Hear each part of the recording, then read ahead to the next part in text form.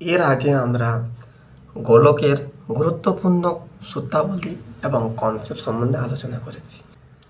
বিয়ের দাগে আমাদের দুটি সত্য মিথ্যা আছে, যেখানে প্রথমে বলা হয়েছে একটি নিরেট গোলকের ব্যাসার্ধের দৈর্ঘ্য দ্বিগুণ হলে গোলকটির আয়তন দ্বিগুণ হবে।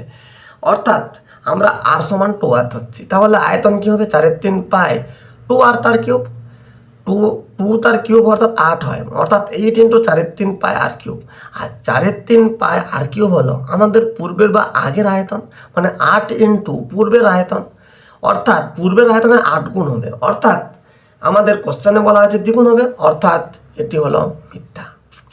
এবং 2 নম্বর কোশ্চেনটি দুটি অর্ধগোলকের বক্ষতলের অনুপাত 4:9 দেওয়া আছে এবং ব্যাসার্ধের দৈর্ঘ্য দেওয়া আছে, দৈর্ঘ্যের অনুপাত দেওয়া আছে 2:3, অর্থাৎ আমরা এখানে দুটি অর্ধগোলকের ব্যাসার্ধ R1 এবং R2 ধরে নিই।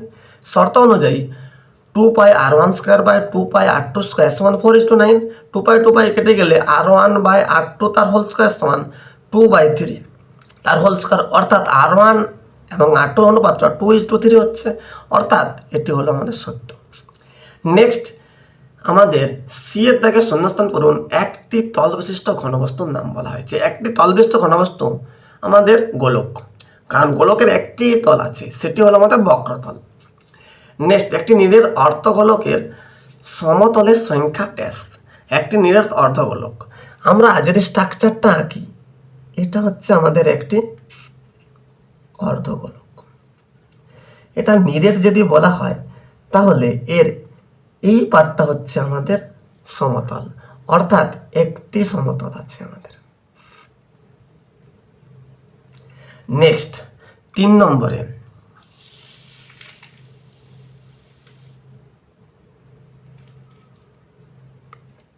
বলা হয়েছে অর্ধগোলকের ব্যাসার্ধ 2r, মানে r সমান 2r।